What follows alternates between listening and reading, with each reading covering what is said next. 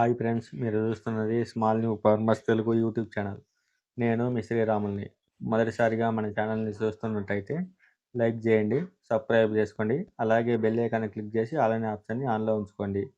ఈరోజు టాపిక్ వచ్చేసి శ్రీ శ్రీ శ్రీ పోతులూరి వీరబ్రహ్మేంద్ర స్వాముల వారు కాలజ్ఞానం రాసిన రవ్వలకొండ గుహ చూడడం జరుగుతుంది. స్వామివారి కాలజ్ఞానం రాసిన గుహకు దారి అనే బోర్డు కనిపించడం జరుగుతుంది.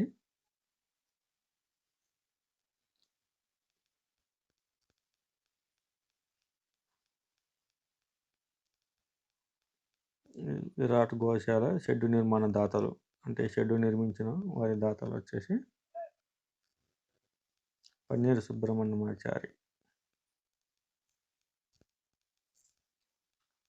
విగ్రహ ప్రతిష్ట మహోత్సవంలో జరిగిన బ్యానర్ కనిపిస్తుంది.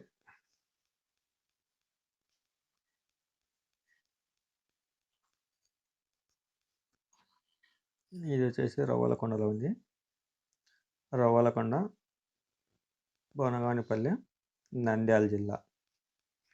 బనగానిపల్లె దగ్గరలో రవ్వలకొండ అనే చోట ఈ గుహ ఉండడం జరుగుతుంది, నంద్యాల జిల్లాలో. ఇది గోశాల మనం చూస్తున్న వచ్చేసి ఈ గోశాలలో ఆవులు ఉండడం జరుగుతుంది.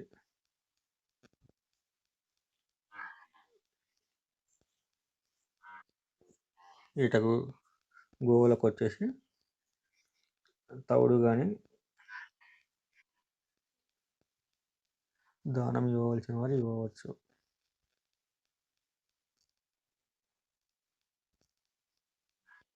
లేదా అమౌంట్ పోతే వేయచ్చు, ఇట గడ్డికి కానీ తవుడుకి కానీ. ఇప్పుడు వచ్చేసి మనం స్వామివారి కాలజ్ఞానం రాసిన గుహను చూడడం జరుగుతుంది. ఇది వచ్చేసి కొండలో మాదిరి ఉండదు గుహ. ఇది వచ్చేసి భూమి లోపల ఉంటుంది, అంటే మన చేదురుబాయి టైపులో ఉండి రౌండ్ మెట్లమ్మడి కిందికి దిగడం జరుగుతుంది.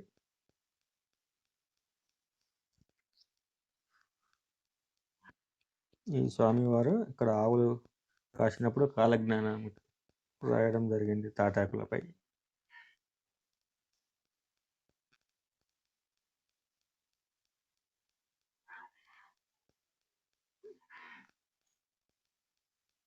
ఈ గుహ చూడడం కోసం 10 రూపాయలు టికెట్ తీసుకోవాల్సి ఉంటుంది. ఇది మన చేదురుబాయి టైప్లో ఉంది కదా, లోపలికి దిగాలి రౌండ్గా. ఇప్పుడు మనం చూస్తున్నది వచ్చేసి గుహ. ఇది చెట్టు వచ్చేసి రావి చెట్టు.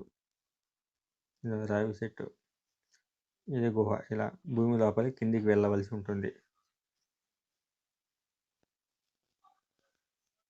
ఈ రావి చెట్టు వేర్లు గుహ దాకా ఉంటుంది. చెట్టు వచ్చేసి మధ్యలోనే పైకి రావడం జరుగుతుంది. ఏర్లు మాత్రం గుహ లోపలికి ఉండడం జరుగుతుంది.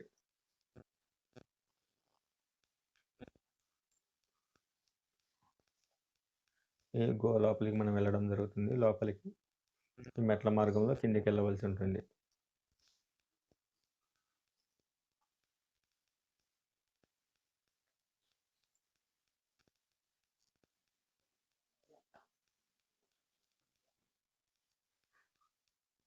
ఈ మెట్లు వచ్చేసి స్టార్టింగ్లో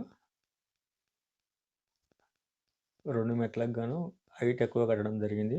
అందువల్ల పిల్లవాళ్ళు కానీ కొంచెం పెద్ద వయసు అయిన వాళ్ళు దిగడం కొంచెం కష్టంగా ఉంటుంది లోపలికి. మెట్లు అద్దడుకోటి ఉన్నట్టయితే ఇబ్బంది లేకుండా కిందికి దిగేవాళ్ళు. ఒక్కోసాట పైన స్టార్టింగ్లో వచ్చేసి అడుగున్నర 2 అడుగులకు ఒక మెట్టు ఉండడం జరిగింది. అందువల్ల కొంచెం దిగేటప్పుడు జాగ్రత్తగా ఉండాలి.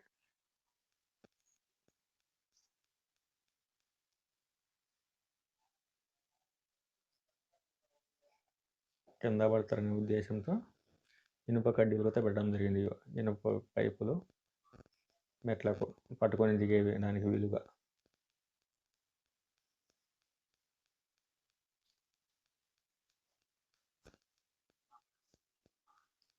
ఇది స్టార్టింగ్లో వచ్చేసి మెట్లో నుంచి చాలా దూరం లాంగ్ ఉంది చూడండి, అందువల్ల కొంచెం ఇబ్బంది అవుతుంది. ఈ రావి చెట్టు ఏర్లు మాత్రమే కింద ఉన్నాయి. చెట్టు వచ్చేసి మధ్య నుంచి పైకి వెళ్ళడం జరిగింది. ఇంకో గుహ దగ్గరికి పోతే ఏర్లు రావడం జరిగింది. ఇవి రావి వేర్లు, రావి చెట్టు వేర్లు. ఇప్పుడు మనం చూస్తుంది పోతే అవి రావి చెట్టు వేర్లు. ఇది వచ్చేసి గుహ లోపలికి ఇప్పుడు వెళ్ళడం జరుగుతుంది మనం.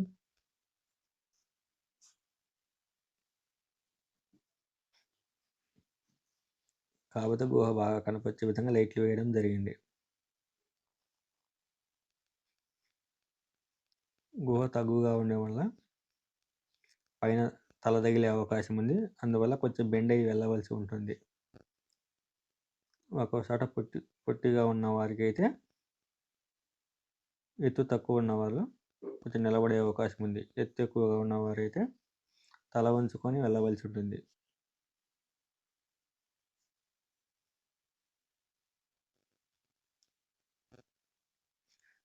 మహానందికి దారి అంటే ఇటు నుంచి వెళ్ళినట్టయితే మహానందికి వెళ్ళే అవకాశం ఉండేది అంతకుముందు. ఇప్పుడైతే లేదు, మొత్తం ఊడిపోయినాయి గుహ అంతా.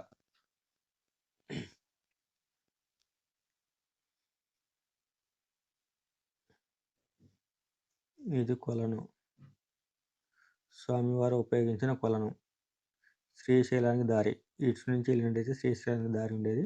ఇప్పుడైతే అవన్నీ ఏం లేవు.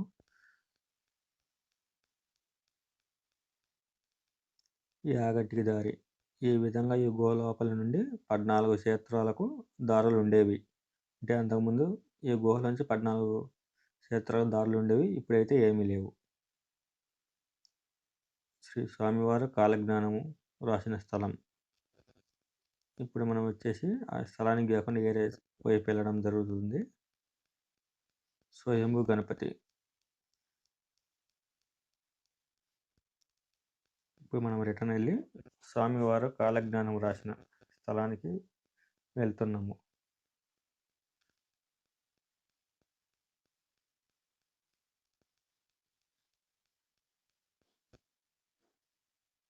ఇప్పుడు మనం చూస్తున్న ప్రదేశమే స్వామివారు కాలజ్ఞానము తాటాకులపై రాయడం జరిగింది.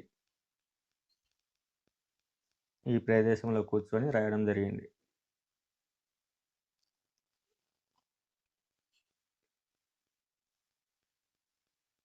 ఈ గుహ లోపల కూర్చొని కాలజ్ఞానం రాయడం జరిగింది అంతకుముందు.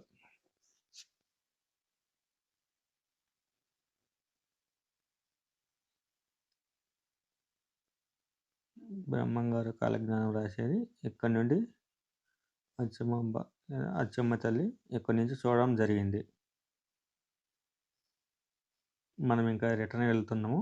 ఇంకో సైడు గుహకు వేరే సైడ్ వెళ్ళడం జరుగుతుంది.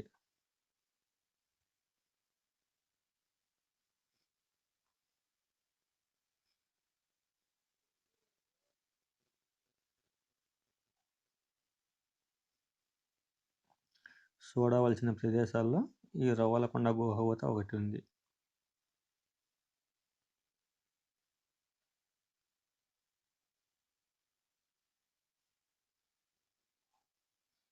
తాటి చెట్టు ఉండే స్థలం. అంతకుముందు ఇక్కడ తాటి చెట్టు అనేది ఉండేది. ఇప్పుడైతే ఏమి లేదు ఇక్కడ తాటి చెట్టు. మనం ఈ గుహ నుండి బయటికి వెళ్ళడం జరుగుతుంది మెట్ల మార్గం ద్వారా.